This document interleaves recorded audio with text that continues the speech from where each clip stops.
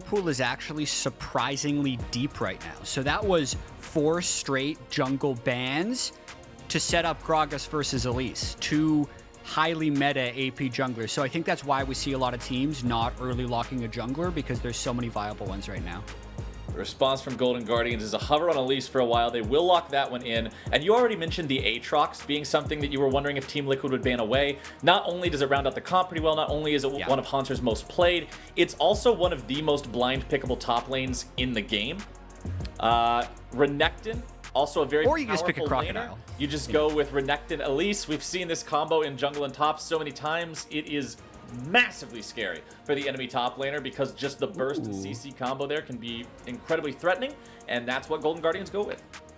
Yeah, it's going to be his first Renekton game. I know that Immortals did beat Team Liquid with Renekton, so there's a chance that this is a little bit inspired by that, knowing that Impact didn't necessarily have a great answer for it, because the GP can work. The GP is actually pretty decent into melees if you can get ahead of the barrel game, and that's going to be what Impact decides to do. So we're looking at this Team Liquid composition, and it's on Broxah and CoreJJ to get their engage off, and they do need to scale a little bit.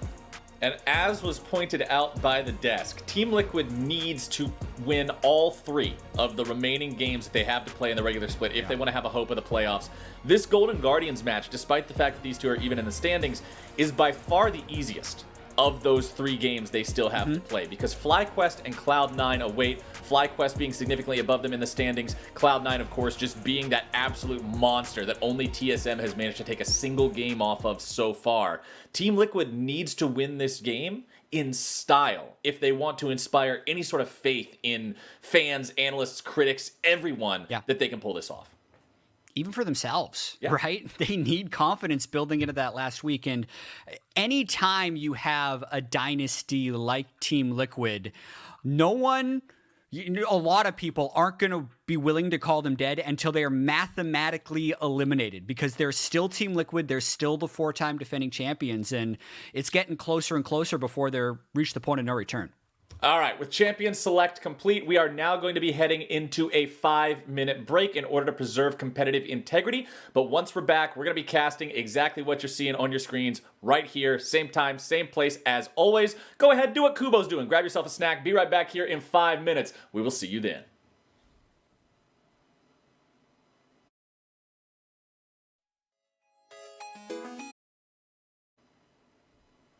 Welcome back, ladies and gentlemen, here to Week 8, day number 2 of the LCS. I am Captain Flowers. Next to me, Mr. Joshua Jatt Leesman. Next to me is Spirit, of course. We are, of course, maintaining that social distancing because of the fact that everybody's doing this from home because of the COVID-19 crisis. But we're still bringing the LCS to you.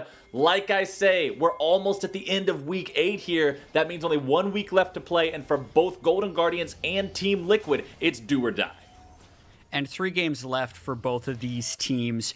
Getting right into this one, I get excited every time Team Liquid plays, because there's so much intrigue with this team this year, wondering whether or not they're going to be able to pull it together. And you can see Golden Guardians is actually doing a bit of a stack, and Team Liquid might be looking to flank engage here. DoubleLift will walk I see him. Rush, but a ward placed down before face checking is going to make sure TL doesn't meet with disaster here early on, although they are rather extended. Golden Guardians coming in for maybe a collapse, but they decide against a level 1 brawl. Whew. So that was definitely a little unique. Team Liquid wasn't willing to all in, even if Golden Guardians looked like they were potentially in range. FBI and Huhi maybe a little bit more baiting than actually vulnerable, but when everything's said and done, Huhi got a ward kill and a tiny little bit of gold, and not much else is doing. I wonder if Golden Guardians back away from that when Team Liquid had extended themselves into the Golden Guardians jungle, specifically because yesterday, when we saw Golden Guardians and TSM go up against each other, it was Golden Guardians' unforced error, a bad dive in the top lane, that gave TSM the start of the snowball that they controlled the entire game with. I have to wonder if they're still feeling the reverberations from that and being extra cautious. I think extra cautious for Team Liquid is kind of the story of their split.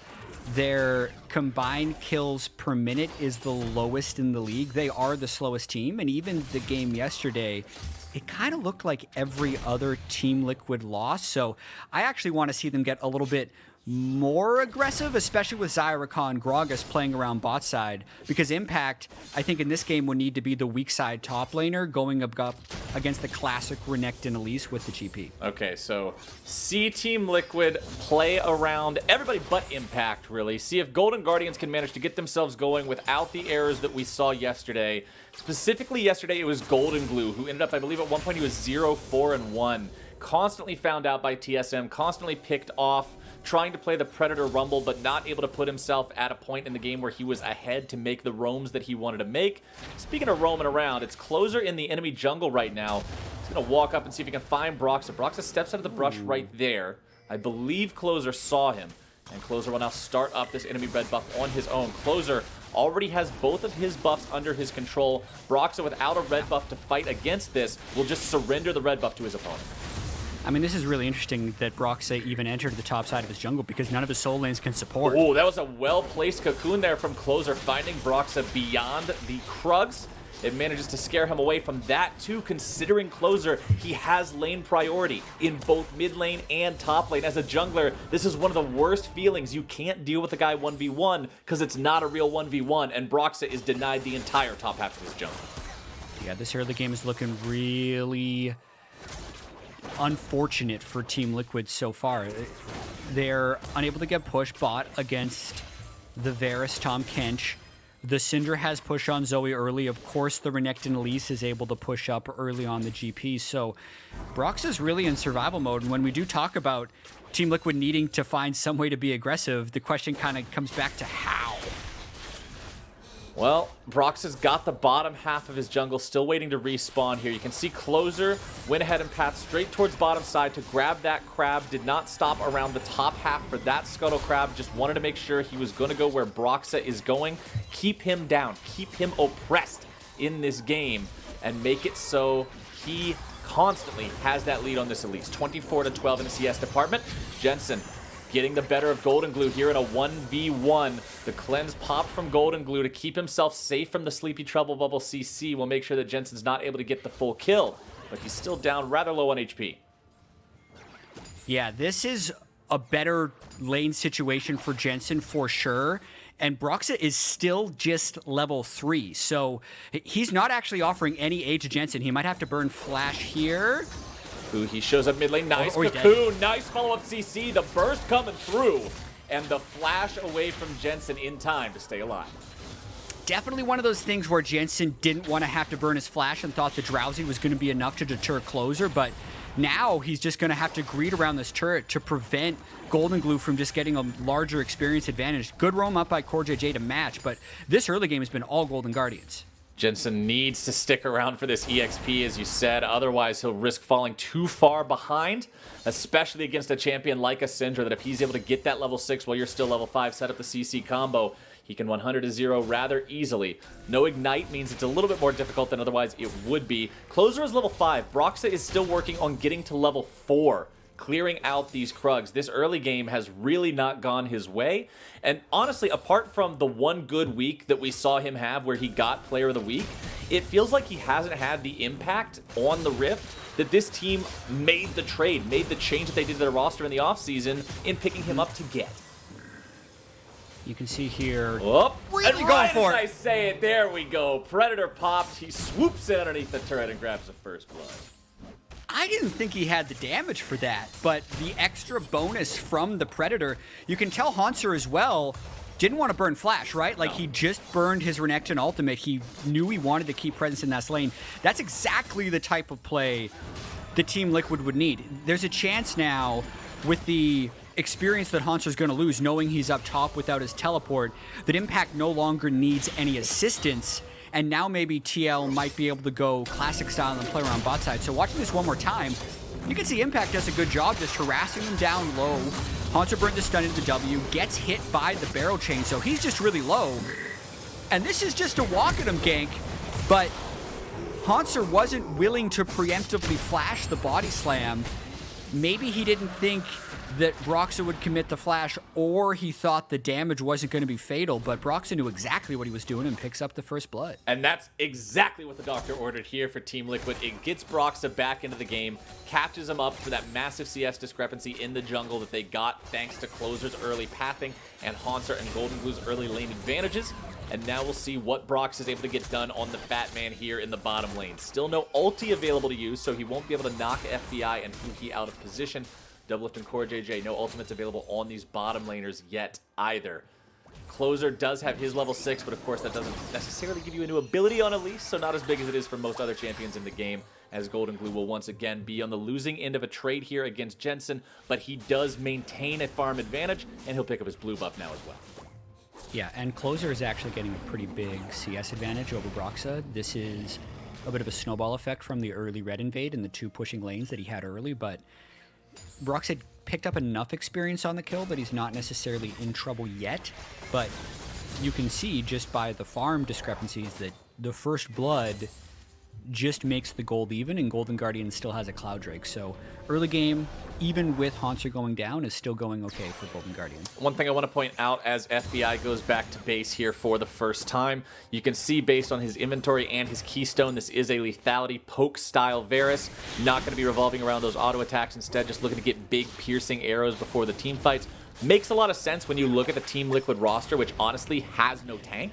Gragas builds AP these days. Rakan's not necessarily a hard tank either, so a piercing arrow onto pretty much anyone can whittle these health bars down before a big fight, as long as he has the opportunity to let those fly. See if he can find those marks as this game moves forward. Hauntzer and Impact once again getting into it a little bit here on the top side, and Impact does a good job trading up against that lane bully Croc. Yeah, I mean, at this point, with the Sheen completed, Impact is in a point of lane bullying, but Golden Guardians is just much faster on this rotation, getting the Rift Herald and trying to run away now. And Closer get out. He uses the Repel to get over to the Blast Cone, reposition himself just nicely. And now Broxah, he tries to get in position there, but won't quite be able to do it. Predator pop to give him the extra speed, but it was not enough. So now Team Liquid has to fall back. We'll see what Golden Guardians can get with that Rift Herald pickup. Yeah, this is going to be a very interesting game, because Team Liquid is playing a lot of catch-up, but Impact is looking like he's in a solid position.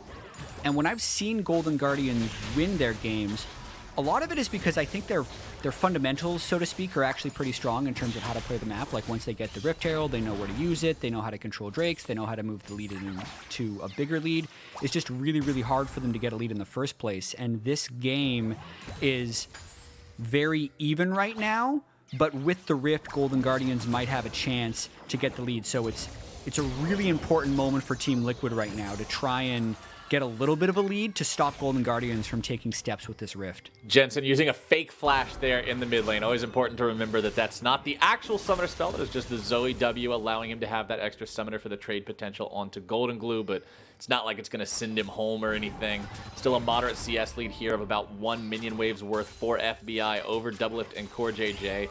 And honestly, we've been talking about Team Liquid and how it's so surprising that they're doing as poorly as they are this split.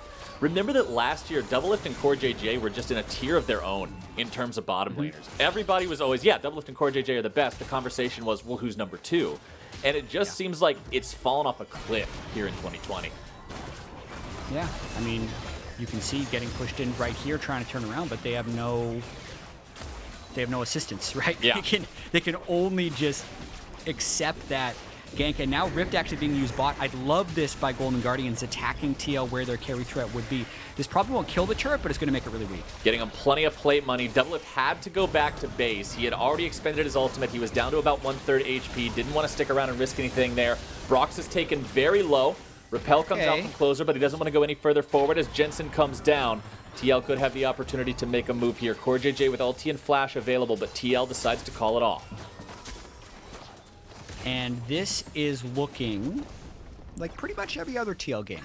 Really slow, not much of a lead happening early. What's super fascinating to me about Team Liquid's struggles this split is they basically have the 3rd best early game on average of the teams in the LCS. So it is the weakest early game they've had in 2 years, but it's not bad by any means. It's actually been kind of after 15 minutes where they've gotten bled out. That's what we saw against EG yesterday, and I really wonder here against Golden Guardians, the first time they played it was the Keith first blood game onto DoubleLift, and then Golden Guardians out from there. This game, it's actually completely even, and Keith is nowhere to be found because they've subbed in. Their Kryptonite's gone. It is going to be about this mid game. With no Keith around to first blood DoubleLift. Yeah. Is that the secret that Team Liquid needs to find success here against the Golden Guardians? And your point about their early games is interesting because that was one of the exciting parts about watching this team in 2019 was for so long, there was always this idea around the top teams in North American professional League of Legends play. They just won because they had better players and they waited to outscale and then just team fight you when they were better and they had all their items, right? It was kind of the, back when TSM was always winning, it was what it felt like TSM always did. And then all of a sudden, Team Liquid was here. They had the best early game stats. They had the fastest overall game time. And all of a sudden, our best team was also our most aggressive team. That was really fun to watch. And gotta watch out here, though. The GP ultimate and teleport is up. Hauntzer's teleport is up. But Golden Guardians have the wave pressure. CoreJJ goes in. Let's see some of that TL aggression as Golden Guardians find themselves jumped on. It's Huhi and GoldenGlue both under pressure. Both going to be popped. Take the swig. Broxah gives them a big old drink, and that is 2 kills over to TL. They got their marks, and now they're going for the objective 2. Getting CoreJJ on an engager seems so crucial there. They found the one pocket of missing vision from Golden Guardians and actually make a proactive play in this game. So getting the kills, getting the Drake do put Team Liquid in a good position. Exactly where they want to be here, grabbing themselves that Drake, keeping the count tied up so they don't feel like they're under any sort of pressure whatsoever from the Drakes as the game moves forward. Let's take another look at how CoreJJ set this up. Yeah, look at all the wards that are in the river. They even popped the blast cone. The one place they're not looking catches GoldenGlue off guard. And sure, Huhi flashes in to get the Devour, but Tom Kench actually can't move that far anymore. So if you flash into 4 people, you're still going to die, and then your Devour is not going to do anything. So it ends up being 2 deaths anyway off the pick from CoreJJ on Golden. And right there was what I was talking about before the fight started, how when Team Liquid was at their best, they were a team that made things happen, right? They were a team that was fun to watch because they were creative and made moves. And right there, we want to see them make moves. We want to see them get back to that Team Liquid style where they look like a back-to-back-to-back-to-back LCS champion. Remember, if Team Liquid doesn't make it into the playoffs, if they fail to win these next 3 games, that will be the first time we have ever had a reigning champion not make it into playoffs for at least a chance to defend their title. That's crazy. Yeah, and it would be the first time that after Team Liquid wins a title, they don't win another one. Because I mean, technically that's true as well. Ever since they started winning. It's just that's a little bit less impressive. That's more common. Yeah, that one's more But the missing playoffs would be massive. And I mean, let's not forget about Golden Guardians. Most people had them pegged as the worst team in the LCS preseason. Yeah. Being 6-9 is quite an accomplishment already in terms of build. It's nice. And if they beat Team Liquid here and 2-0 them on the split, that would feel pretty good. Remember back in 2018 when we first started with franchising and Golden Guardians were the worst team in the LCS, but the one thing they managed to do is beat Team Liquid? That's what I'm wondering, is if we're going to get a throwback to those times. What if they can be that Team Liquid counter once again, except this time it means a whole lot. Looking towards the top side right now, you can see Impact still scaling up. I think he's going to be the strong point. Hauntzer doesn't have great ways of dealing with him. Closer's in some trouble here. Nice collapse from TL to quickly punish and grab that kill. Yeah, this might be a vintage Impact top die game. He hasn't necessarily gotten solo kills, but he has total control of this lane right now. TL on to the Rift Herald here. Second Rift Herald of the game. First one was claimed by the Golden Guardians, used in the bottom lane to grab themselves a couple of plates. Broxah should grab this one, no contest, but it looks like Hauntzer may come over to try to stop him. Hauntzer low on HP with this Renekton, trying to go in and grab that kill. Broxah with a smite to keep himself healthy enough to not be killed, but the rest of the Golden Guardians are collapsing. Impact and Broxah flee towards the top side of the river as Shelly's patience is reset and she moves back into her home. Team Liquid maintain control over the mid lane and priority there, but GoldenGlue, Huhi, and FBI are still all hanging around. Skillshot's going to miss from everybody on that side, and both sides disengage. That was actually really tense because Team Liquid was sacking mid pressure in hopes that Broxah would be able to solo the Rift Herald, but I believe Hauntzer actually snuck around through his own jungle to disrupt the Rift, and that's the reason Team Liquid couldn't break this open. But now, because TL was greeting so much in the mid lane, sacking pressure, they end up burning DoubleLift's ultimate, can't contest the Rift, and Golden Guardian gets their second Rift of the game. Well done by the Golden Guardians to wrest that objective away from Team Liquid and make sure that they put another in their own pockets. They are still down a little over 1,000 gold. Nothing too crazy just yet, but everything you can do to prevent Team Liquid from building this lead any further is going to help, with DoubleLift almost knocking down this tier 1 turret in the bottom side. That gold lead will grow here for the side of TL. One more auto attack should do it. Hauntzer making his way down towards this turret, but he's not going to walk up any further. He knows that they don't have vision inside their bottom side jungle. Of course, we have perfect vision, so we can see all the wards being established by CoreJJ and Broxah in this bottom side Golden Guardians jungle. They want to make sure they can come collapse if Hauntzer overextends himself. He won't be doing so, just moving down there to catch the wave as DoubleLift goes B.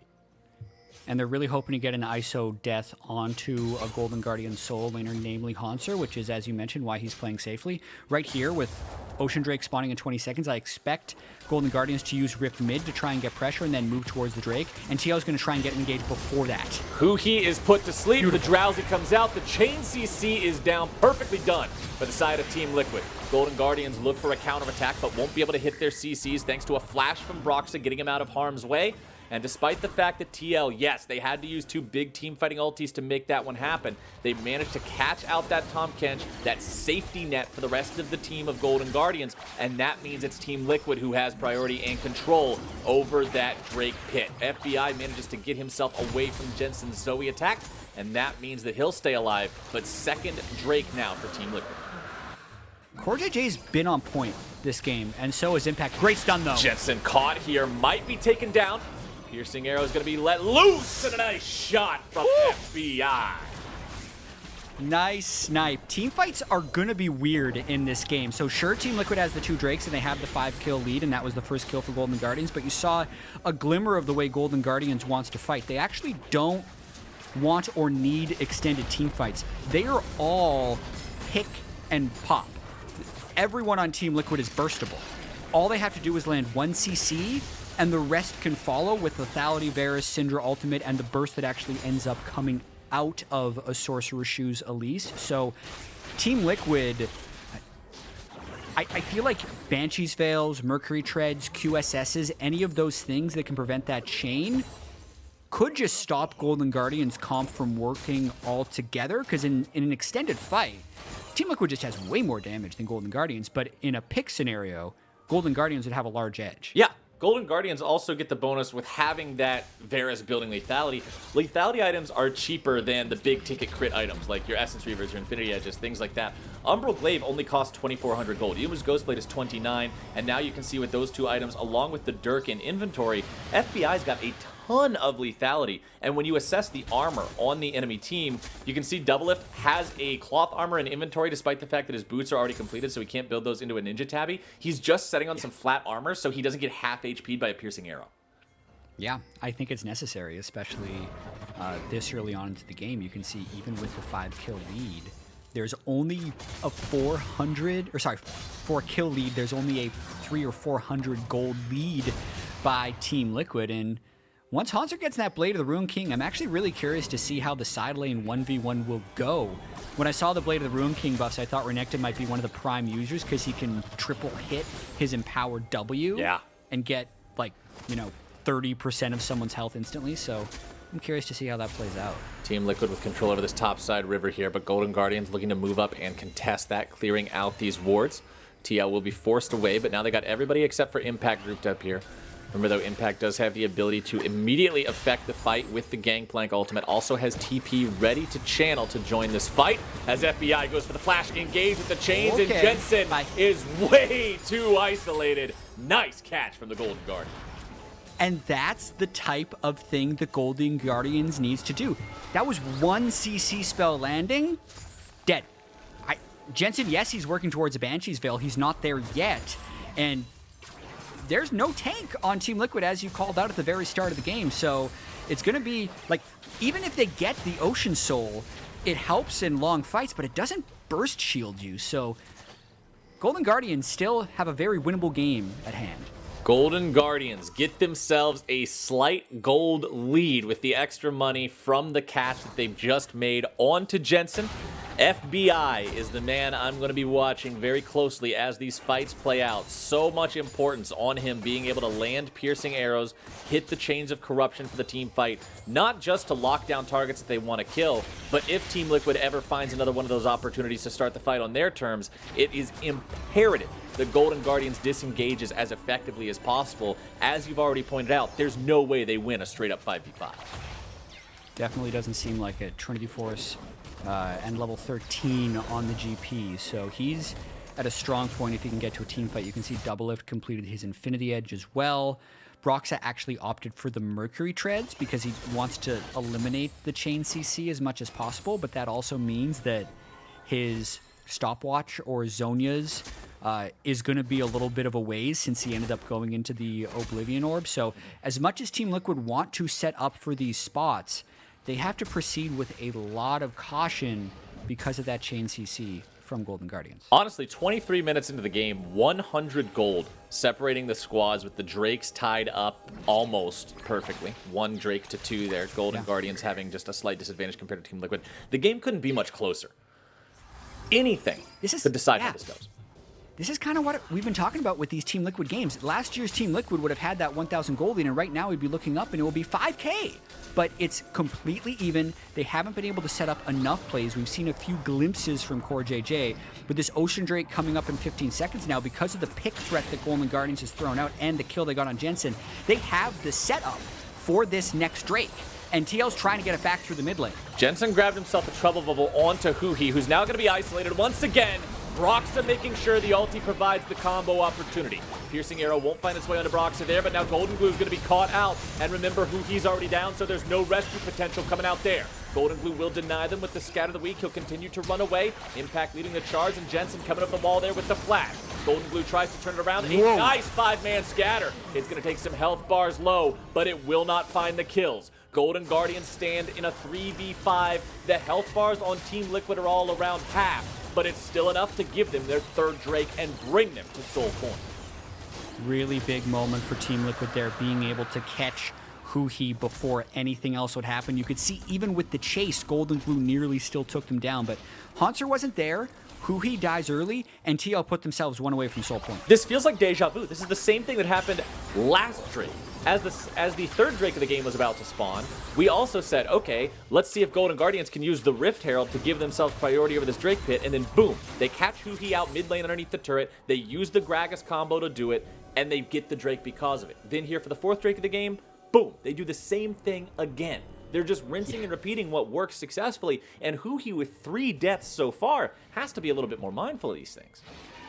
Yeah, it's incredibly important that Huhi isn't the one getting picked out, because then he has no one that is rescuable. But like, more importantly, it's also important for Golden Guardians to be able to support Huhi in those situations. Like, the team does have to be more cohesive. I think one of the biggest Achilles heels for Golden Guardians all split has been ISO deaths, whether it's Hauntzer or GoldenGlue. You can look back on a handful of games and say the Golden Guardians was in a winning position until the sidelines just started dying. It hasn't happened necessarily yet this game, but as you mentioned, yeah, 6 minutes ago we saw the pick. A minute ago we saw the pick. What are we going to see in 3 minutes and 30 seconds? Because maybe it'll be another pick onto Huhi. If 4 minutes from now, Huhi dies mid lane underneath the tier 1 turret because Gragas ulti knocked him back after CoreJJ or Jensen caught him out, there's going to be a serious problem here. Because you got to learn. You'd think, right? But I was watching a lot of LCK before they went on hiatus. They announced they're going to be back fairly soon as well, but there were a lot of games where you see a Drake fight, and then people back off for 5 minutes, and then you see another Drake fight. And in this 5-minute lull, it looks like Golden Guardians has the pressure. I mean, look at where they are. They have deep wards into the blue jungle. Renekton is able to push up. Now that he has that Blade of the Rune King, it looks like he's winning that matchup. Even GoldenGlue was able to push out that top lane. But this mid-lane control that TL is trying to hold on to has been important. DoubleLift loses half HP there. Oh, piercing arrow almost found him. If that hit, it would have taken him nearly dead as Golden Guardians have to back away. Broxah did pop the Predator there just in case there was a chance to make a move, find one of those big barrels here yet again. Drake's still 2.5 minutes away.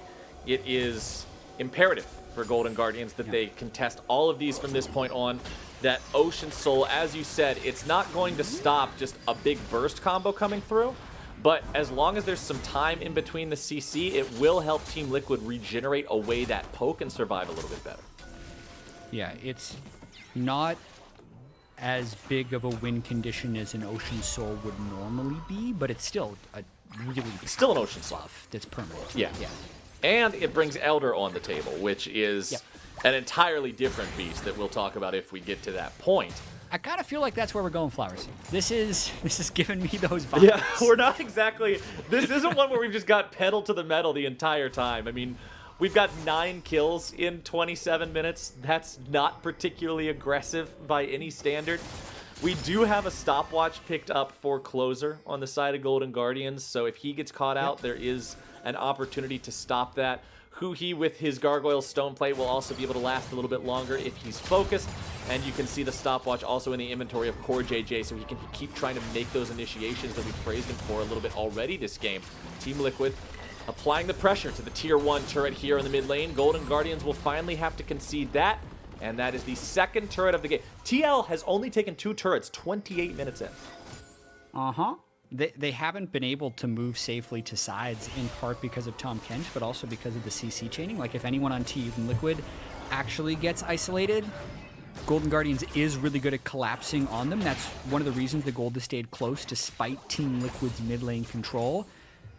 And we kind of call the Captain Flowers. We got 40 more seconds here. All Control right. set up for Golden Guardians. Lock your eyes on a Huhi, because maybe that's where Team Liquid's thinking about going next. Okay, Closer there just took about half the HP off of Broxah and then goes into the repel to dodge the counterattack from Jensen. Let's see if the Golden Guardians can manage to keep Team Liquid at bay. So Golden Guardians is all in the same place here, which is good. They just need to make sure that if Corj gets jumped on, they can burst on whoever jumps on him. There's no QSSs and only 2 stopwatches on the side of Team Liquid, so if they go for Core or Broxah, they should be able to burst. Broxah but they're split up has again. flash. They're going for Drake. Broxah has flash. He's popped Predator. He is looking for any chance he might be able to find to go in here and make something happen. The Drake nearly down. That one's going to be secured there by Closer on the side of the Golden Guardians, but at what cost? Huhi keeping his mid laner alive. GoldenGlue does not get hit by the ulti. That means he stays alive, but a flash over the wall is demanded from Closer in order to stay alive here. Jensen going to be denied by the blast cone, uses a fake flash to get over the wall, picks up another one.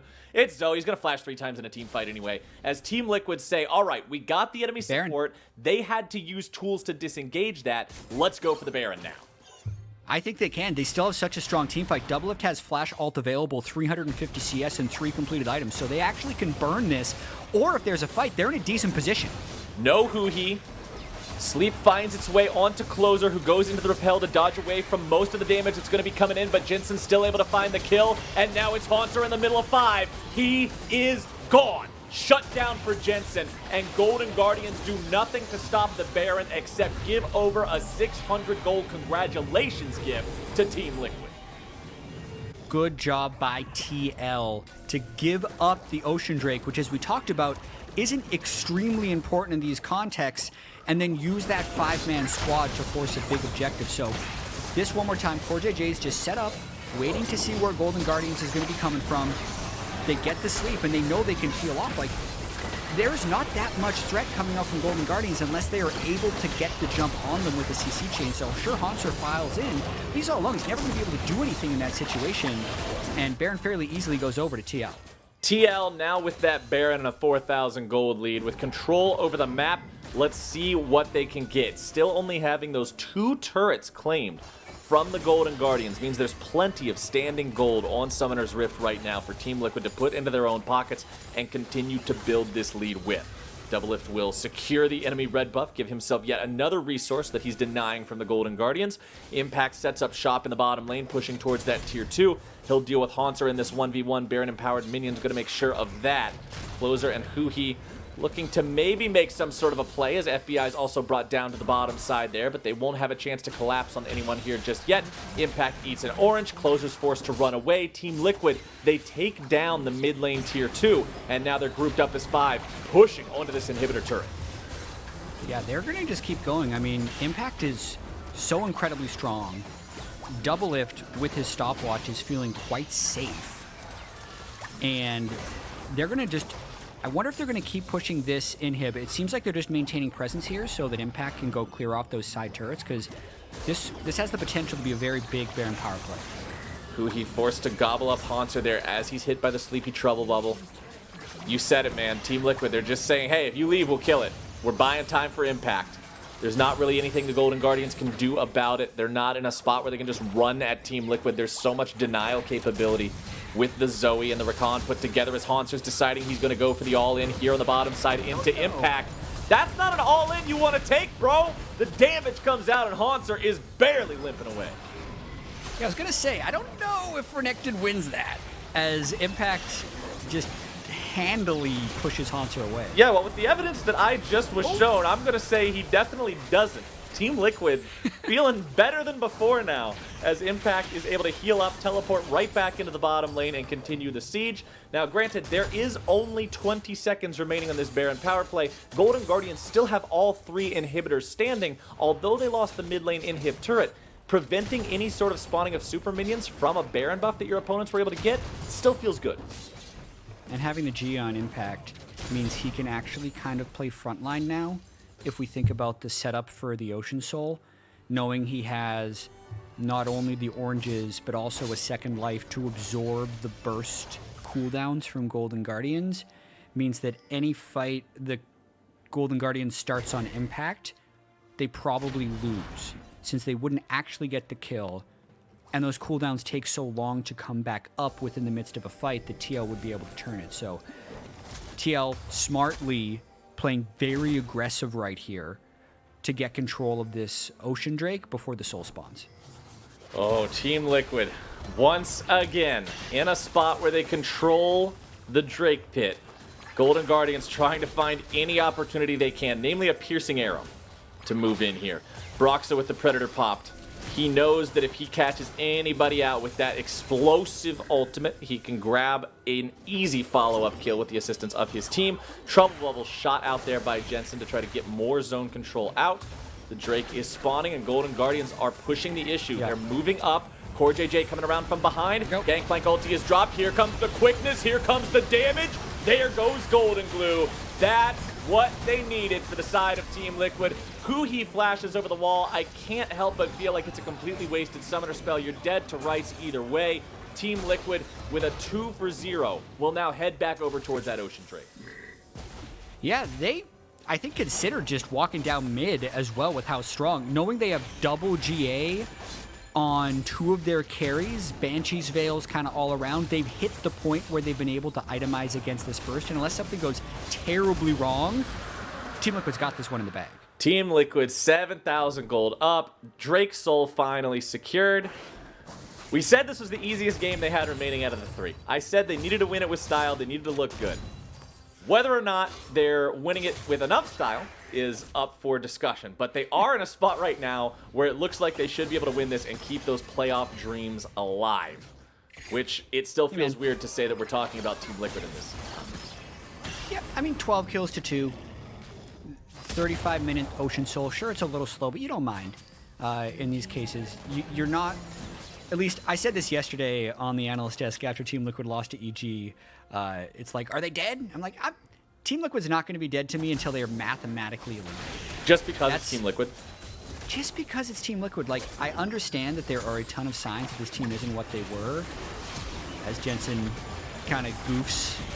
I mean, he kind of goofed, but he also kind of lived. They shot everything in the kitchen sink at him, and he just walked away. Ulti called down from Impact to provide suppressing fire as he falls back, but well done there. Jensen, he avoids the death. Yeah, I've been this way with any League Dynasty team, just like not calling them dead until they actually are eliminated, whether that's TSM when they lost to Clutch in spring of 20 18 to fix their final sweep, and now Team Liquid going for this Baron. I think they're just going to win this fight. CoreJJ starting it off. Hauntzer thrown back into the Team Liquid line, and considering he was all alone, he stood no chance. Huhi now the target yet again as GoldenGlue's caught out over the wall. Team Liquid does have some vulnerable health bars, but not vulnerable enough, man. They're just too far ahead. GoldenGlue's going to find himself killed here yet again. I pointed out how yesterday he was 0-4-1. Today, 0-4-0. Just not the games that Grayson needs to be having right now in these moments. As Impact and the rest of Team Liquid, they're saying, all right, we don't have the Baron, but they got the 2 picks on the enemy solo laners. You mentioned ISO deaths. You mentioned Hauntzer and GoldenGlue dying too much for Golden Guardians. 0-7-0 between them this game. I don't think you could highlight it any better. Not a good look from the Golden Guardians solo lanes. Ocean Soul actually paying off big here when the poke lands, so they could very easily restart the Baron after Golden Guardians actually got some good flanks in. With the vision control kind of wrestled away, Golden Guardians is unable to set up any of those big burst picks that they had earlier. And just watching this, like, it's not necessarily a clean fight by Team Liquid. Lots of stuns and CC end up landing for Golden Guardians, but, you know, you can see Closer off on the left, FBA off on the right, GoldenGlue up behind them. They're making it difficult on TL, but ultimately unable to get fatal damage on anyone. DoubleLift GA, this is why they build GA on him and GP, so he gets immunity to whatever the first burst combo is. Now they have Baron, and they're looking to end the game. Yeah, when the biggest thing you can take from a fight is grabbing a guy's GA, you know you're at a bad point in the game. Over 10,000 gold behind. The Golden Guardians will have to make their stand here. It's 2 minutes of Baron locked and loaded here for Team Liquid.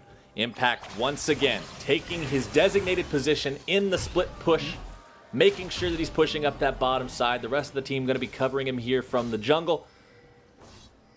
DoubleLift and Jensen both with plenty of damage to bring to the table here. Both almost, well, DoubleLift is full build. Jensen is almost full build. He bought himself his Medjai Soul Stealer just to see if he can add a few extra pages here to the book before the game ends.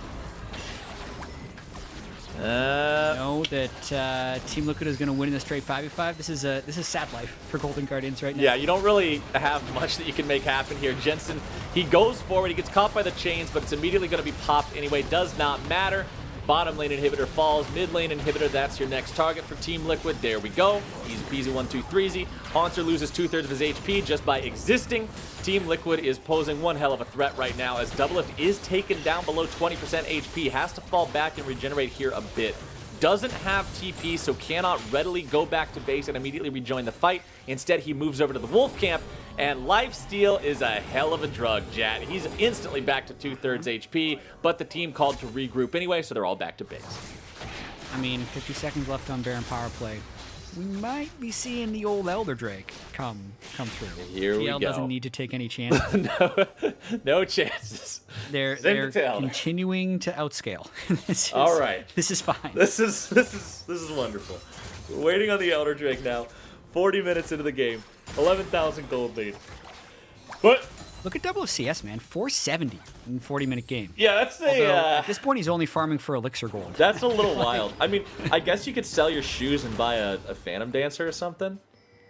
You can. Yeah, technically he has no lifeline passive right now, so Phantom Dancer would work. He's already over 100% crit though, which still scales a little bit with Xayah. I think some of the abilities.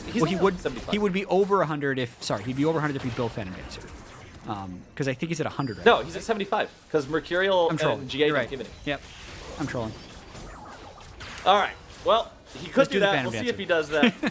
I don't know what he's going to do. We're hoping for the Elder Drake right now. Team Liquid doesn't want to push down this last remaining inhibitor turret. They're going to go for the big boy instead. Elder Drake spawning here under 20 seconds. Golden Guardians on their death knell. Pretty much, if you give Team Liquid Elder Drake, you lose the game automatically. Yes, 9 times out of 10 you lose the game if you go towards the Elder Drake anyway, but hey, that's better odds than 10 times out of 10. And there's a good chance that TL doesn't even take Elder into kill range, but they're only using it as a way to get Golden Guardians to come to Elder. Which I think is what the smart play would be, because Elder is just as effective for the team that has or doesn't have souls. You can see GoldenGlue just gets chunked. All right, Elder Drake, what do you got for me, buddy? Let's see how this one goes. FBI Gangplank throws out the chains. CoreJJ is coming in from behind, looking for the opportunity to engage. Repel comes out from closer, but there's nothing else to repel to as CoreJJ goes over the wall. He's able to find the engage onto GoldenGlue and Hauntzer both once again. Those solo lanes caught and destroyed as DoubleLift will go up in the ulti. The stasis comes out from both CoreJJ and closer, but for the latter, it's the last thing he'll do this game. He and FBI will run away towards the bottom lane as Broxah and Impact will say, don't worry, fellas, we got it. They're on the Nexus itself. The playoff dream lives on for Team Liquid, and they take down Golden Guardian. TL moved to 7-9. Golden Guardians fall to 6-10. And Captain Flowers 0016 for CoreJJ. That's a bit of a throwback game for him, I gotta say. That is the support dream for Mr. JJ. True. Exactly where you want to see your Recon at. He found initiations. He found opportunities the entire game. Team Liquid, they're still alive. And now that that game is over, we are going to be stepping away here for a moment to set up game 2. But we'll see you here right after the break where